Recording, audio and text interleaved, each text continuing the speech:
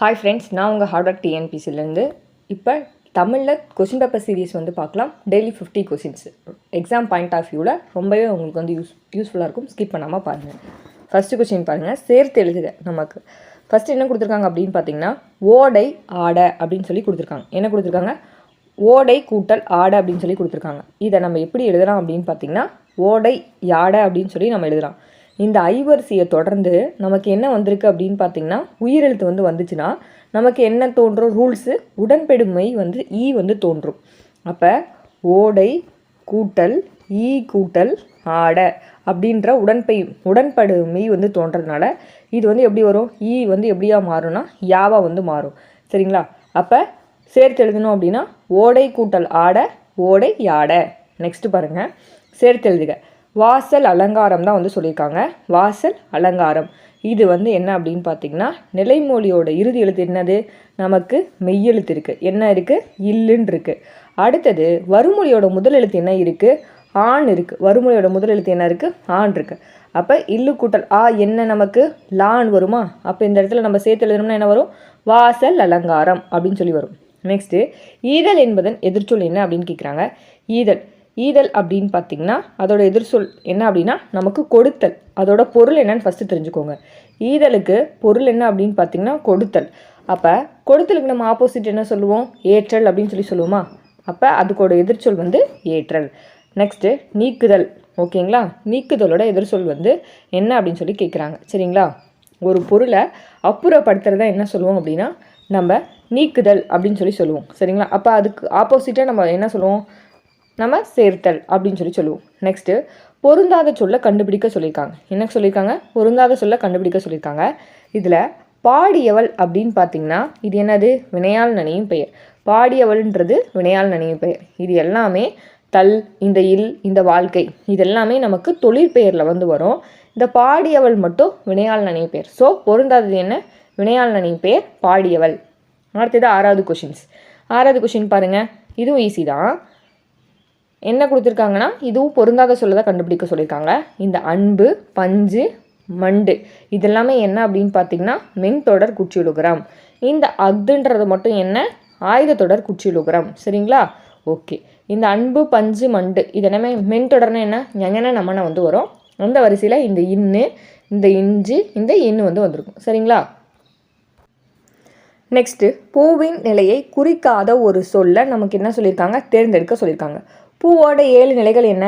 அரும்பு, வீ, போது, மலர், செம்மல். சரிங்களா? இந்த கொழுந்துன்றது என்ன அப்படின்னா இலையில் வர சொற்கள், இலை தொடர்பான சொற்கள் நம்ம சொல்லுவோம். ஸோ நமக்கு பொருந்தாது என்ன? கொழுந்துன்றது எதில் வரும்? இலை தொடர்பில் வந்து வரும். ஓகேவா? சந்திப்பிழை சரிபார்த்து எழுதுக. இதெல்லாமே நம்மளே பார்த்து எழுதுதான். இந்த சிற்பக்கலை கூடமாக திகழ்கிறது. சரிங்களா? இதில் சந்திப்பிழை ஆப்ஷன் சி.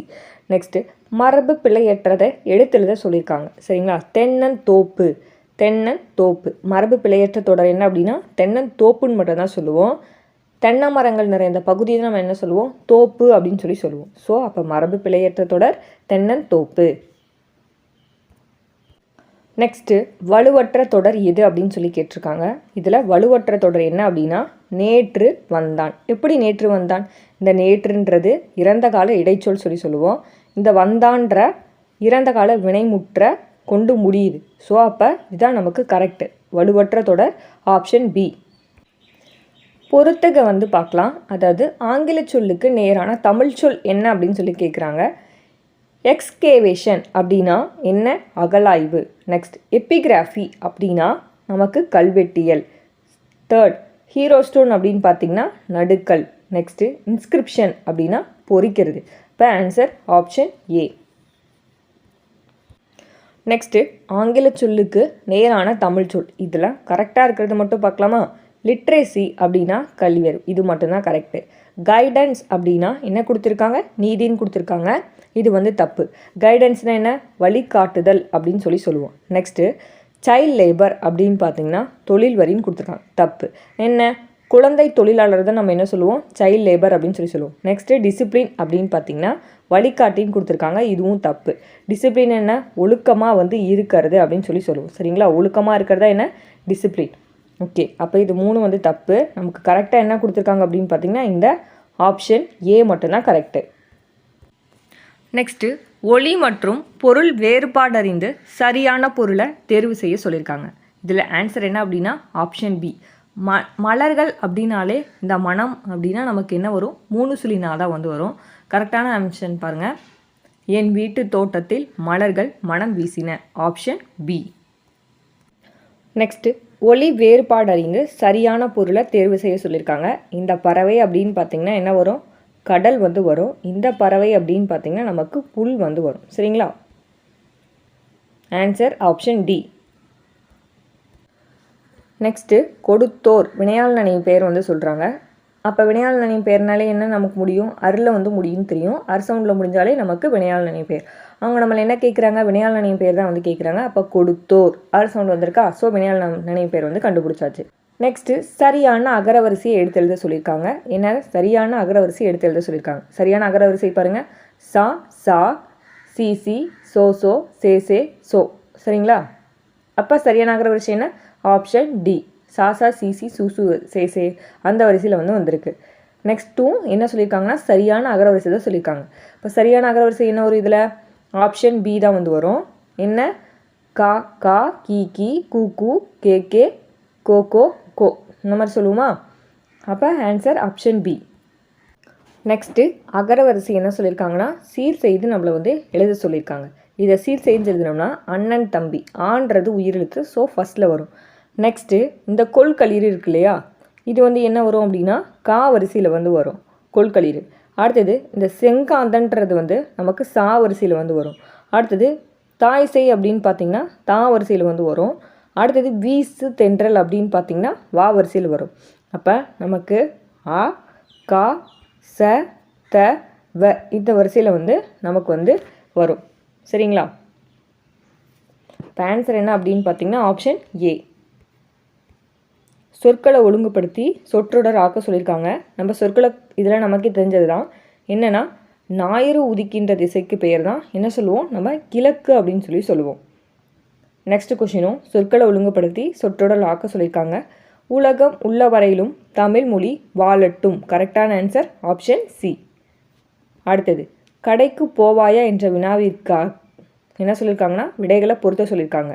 இப்போ பொறுத்து நம்ம மேட்ச் கொடுத்துருக்காங்க.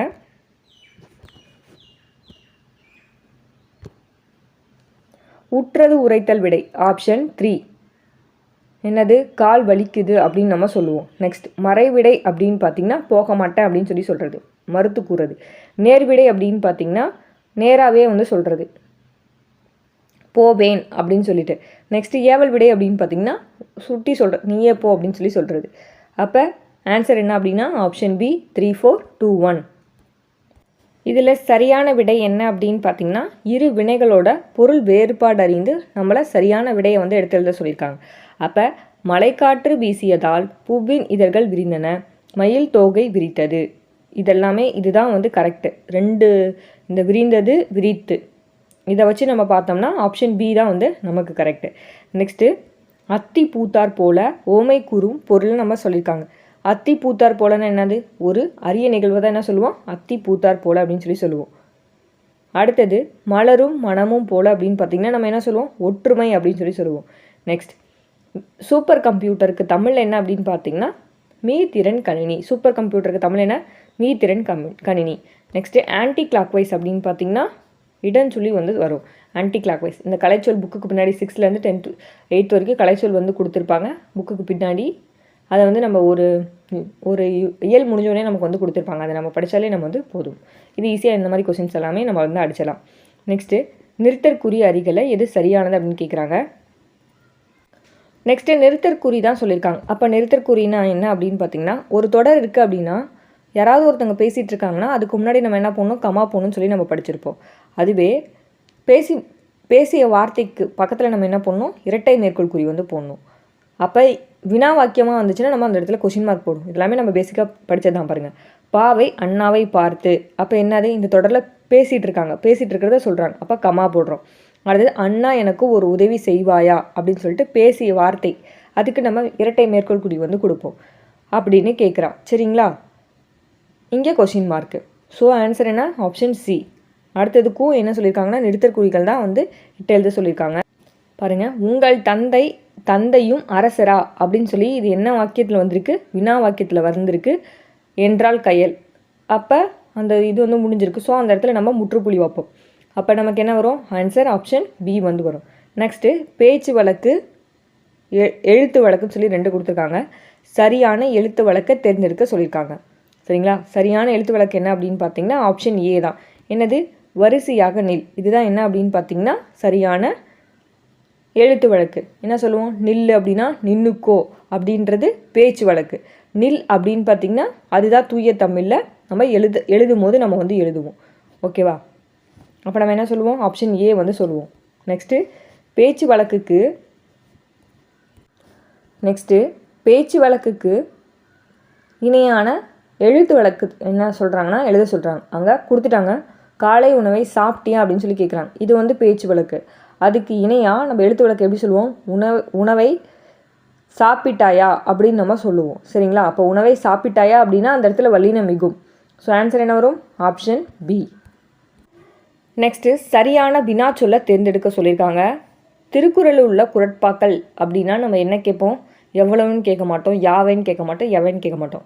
என்ன கேட்போம்? வினா சொல்னாலே நம்ம கொஷின் தான் வந்து கேட்போம். அப்போ வினானா என்னது? எத்தனை அப்படின்னு சொல்லி தான் கேட்போம். அப்போ ஆன்சர் என்ன? ஆப்ஷன் பி, எத்தனை. நெக்ஸ்ட்டு சரியான இணைப்பு சொல்ல நம்மளை கண்டுபிடிச்சி எழுத சொல்லியிருக்காங்க. இதில் சரியான இணைப்பு சொல் என்னென்னா ஆப்ஷன் பி, நேற்று கனமழை பொழிந்தது அதனால் ஏரி குளங்கள் நிரம்பின. இதான் கரெக்டாக வந்து வரும். நேற்று மழை பெஞ்சதுனால இன்றைக்கி வந்து ஏரி குளங்கள் வந்து நிரம்பியிருக்கு அப்படின்னு நம்ம சொல்லுவோம். நெக்ஸ்ட்டு சரியான மரபு தொடர் வந்து எடுத்து எழுத சொல்லியிருக்காங்க. சரியான மரபு தொடர் வந்து பார்க்கலாமா? என்னென்னா ஆப்ஷன் பி தான் வந்து வரும். கோழி குஞ்சுகளை பிடிக்க பூனை குட்டிகள் வந்து ஓடின. கோழியோட இளமை பேர் தான் என்ன அப்படின்னு சொன்னால் குஞ்சு அப்படின்னு சொல்லி சொல்லுவோம். சரிங்களா? அப்போ பூனையோட இளமை பேர் என்ன அப்படின்னு சொன்னால் குட்டின்னு சொல்லி சொல்லுவோம். அப்போ இங்கே வந்து கரெக்டாக வந்திருக்கு. அப்போ சரியான அப்போ கோழி குஞ்சு பூனை குட்டி அப்படின்னு சொல்லி வந்திருக்கு. அப்போ சரியான மரபு தொடர் என்னென்னா ஆப்ஷன் பி, கோழி குஞ்சுகளை பிடிக்க பூனை குட்டிகள் ஓடின அப்படின்னு சொல்லிட்டு. நெக்ஸ்ட்டு தென்னிந்தியாவின் அடையாள சின்னமாக காங்கேய மாடுகள் போற்றப்படுகின்றன. இது எவ்வகை தொடர் அப்படின்னு சொல்லி கேட்குறாங்க. செய்தி தொடர். ஓகேங்களா? ஒரு தகவலை வந்து நமக்கு தெளிவாக சொன்னாங்கனாலே நம்ம என்ன சொல்லுவோம்? செய்தி தொடர்னு சொல்லி சொல்லுவோம். ஓகேவா? நெக்ஸ்ட்டு கூற்று சரியா தவறான்னு வந்து கேட்டிருக்காங்க. கூற்று சரியா தவறா பார்க்கலாமா? ஃபஸ்ட்டு, தமிழகத்தின் முதல் பெண் மருத்துவர் யாருன்னா டாக்டர் முத்துலட்சுமி அம்மையார். அடுத்தது 1952 அடையாற்றில் புற்றுநோய் மருத்துவமனையை ஸ்டார்ட் பண்ணியிருப்பாங்க. ரைட்டு தான். சென்னை மாநகராட்சியின் மேயராக இருந்தாங்கன்னு சொல்லியிருக்காங்க. தப்பு. சென்னை மாநகராட்சியோட மேயராக யார் இருந்திருப்பாங்க அப்படின்னு பார்த்தீங்கன்னா தாரா செரீன் தான் சென்னை மாநகராட்சியோட மேயராக வந்து இருந்திருப்பாங்க. ஸோ கூற்று 1, 2 சரி, 3 மட்டும் வந்து தப்பு. நெக்ஸ்ட்டு சரியான கலைச்சொல்ல எடுத்து எழுத சொல்லியிருக்காங்க. நானோ டெக்னாலஜி என்னென்னா மீனுண் தொழில்நுட்பம். இன்டலெக்சுவல் இந்த ஆங்கில சொல்லுக்கு கலைச்சொல் வந்து என்ன அப்படின்னு பார்த்தீங்கன்னா அறிவாளர். அடுத்தது பொருத்தமான பொருளை தேர்வு செய்ய சொல்லியிருக்காங்க. ஸ்கூல் புக்கில் இருக்க டேட்டா நமக்கு அப்படியே வந்து கேட்டிருக்காங்க. சிறு பஞ்ச மூலம் அப்படின்னு பார்த்தீங்கன்னா அற இலக்கியம். குடும்ப விளக்கு அப்படின்றது தற்கால இலக்கியம். சிவக சிந்தாமணி காப்பி இலக்கியம். குறுந்தொகை அப்படின்னு பார்த்தீங்கன்னா சங்க இலக்கியம். Answer option A. நெக்ஸ்ட்டு பொருத்தமான சொல்ல தேர்ந்தெடுக்க சொல்லியிருக்காங்க. பார்க்கலாமா? சொல் பொருள் வந்து கொடுத்துருக்காங்க. இது நம்ம சொல் பொருளில் படித்தது தான். மேதினா என்னென்னு நம்ம படிச்சிருப்போம், எருமை அப்படின்னு சொல்லி படிச்சிருப்போம். நெக்ஸ்ட்டு தரளம் அப்படின்னு பார்த்தீங்கன்னா முத்து, சிவக சிந்தாமணியில் படிச்சிருப்போம். பகடை அப்படின்னு பார்த்தீங்கன்னா எருமைக்கடா, இது நமக்கு தெரிஞ்சது தான். கோடு அப்படின்னு பார்த்தீங்கன்னா குளக்கரை. சரிங்களா? Answer option B 3, 4, 2, 1. நெக்ஸ்ட்டு பிழை திருத்துக சரியான எண்ணடையை தேர்வு செய்ய சொல்லியிருக்காங்க. அப்போ 1 அப்படின்னு நம்ம என்ன சொல்லுவோம்? ஓர் அப்படின்னு சொல்லி சொல்லுவோம். அப்போ 1 கூட்டல் உலகம் சரியான எண்ணடை என்ன அப்படின்னு பார்த்தீங்கன்னா ஓர் உலகம். அடுத்ததும் பிழை திருத்துக்கு தான் சொல்லியிருக்காங்க. சரியான எண்ணடையை தேர்வு செய்ய சொல்லியிருக்காங்க. 1 கூட்டல் மரம் அப்படின்னு பார்த்தீங்கன்னா ஒரு மரம் சொல்லி வரும். சரிங்களா? இது வந்து நீங்கள் எப்படி போட முடியும் அப்படின்னா ஒரு ஸ்கூல் புக்கில் அதுக்கு டிஃப்ரென்ஸ் படிச்சிருந்தீங்க அப்படின்னா இது வந்து ஈஸியாக நம்ம வந்து போட்டுடலாம். இந்த வந்து நம்ம எங்கே யூஸ் பண்ணுவோம் அப்படின்னு பார்த்தீங்கன்னா இந்த ஒருன்றதை நம்ம எங்கே யூஸ் பண்ணுவோம் அப்படின்னு பார்த்தீங்கன்னா உயிர்மெய் எழுத்தில் தொடங்கும் சொற்களுக்கு முன்னாடி இந்த ஒருன்ற எண்ணடை வந்து நமக்கு வந்து வரும். அதே எங்கே யூஸ் பண்ணுவோம் அப்படின்னா உயிரெழுத்தில் தொடங்கும் சொற்களுக்கு முன்னாடி நமக்கு என்ன வரும் அப்படின்னு பார்த்தீங்கன்னா இந்த வந்து வரும். சரிங்களா? நெக்ஸ்ட்டு சொல் பொருள். கொண்டல் அப்படின்னு பார்த்தீங்கன்னா இது நம்ம படித்தது தான். கொண்டல் அப்படின்னு என்னது? கிழக்கு. கோடை அப்படின்னு பார்த்தீங்கன்னா மேற்கு. வாடை அப்படின்னு பார்த்தீங்கன்னா வடக்கு. தென்றல் அப்படின்னா தெற்கு. Answer option B. அடுத்தது கீழே இருக்க பத்தியை படித்து நம்மளை விடையளிக்க சொல்லியிருக்காங்க. இந்த பேராகிராஃப் படித்து நம்ம வந்து ஆன்சர் பண்ணணும். எழுத்து என்பதன் பொருள் என்ன அப்படின்னா ஓவியம். நுண்கலை இல்லாதது என்ன அப்படின்னு பார்த்திங்கன்னா அறிவியல். மொழி குறியீடுகள் எதுலேருந்து வருது அப்படின்னா ஓவியம். கோட்டோவியங்கள் இவற்றுள் எதை கொண்டு வரையப்பட்டன? எல்லாமே தான். நேர்கோடு, கோணக்கோடு, வளைக்கோடு. ஆப்ஷன் டி இவை அனைத்தும். சங்க காலத்தில் ஓவியத்தை எவ்வாறு அழைச்சாங்க அப்படின்னா கண்ணெழுத்துக்கள். ஓகேவா? நெக்ஸ்ட்டு இன்மொழி பிரித்து எழுத சொல்லியிருக்காங்க. இதை நம்ம பிரித்து எழுதணும்னா எப்படி எழுதுவோம்? இனிமை கூட்டல் மொழி தான் நமக்கு என்ன வரும்? இன்மொழி. நெக்ஸ்ட்டு பிரித்து எழுதுக தான் அன்மொழி தொகை. நம்ம ஸ்கூல் புக்கில் இலக்கணம் படிச்சும் போது 8ல் வந்து படிச்சிருப்போம். அன்மொழி தொகை பிரித்து அங்கேயே கொடுத்துருப்பாங்க. அல் கூட்டல் மொழி கூட்டல் தொகை. அடுத்தது பிரித்தெழுதுக நன்செய். நன்செய் நம்ம எப்படி எழுதுவோம்? இன்னும் வந்துச்சுனாலே நன்மை கூட்டல் செய் அப்படின்னு எழுதுவோம். Answer option C. இன்றைக்கான 50 கேள்விகள் வந்து பார்த்தோம். எப்படி இருந்துச்சுன்னு கீழே கமெண்ட் பாக்ஸில் கமெண்ட் பண்ணுங்கள். டெய்லி வீடியோஸ் வரும், ரெகுலராக ஃபாலோ பண்ணிக்கோங்க. தேங்க்யூ.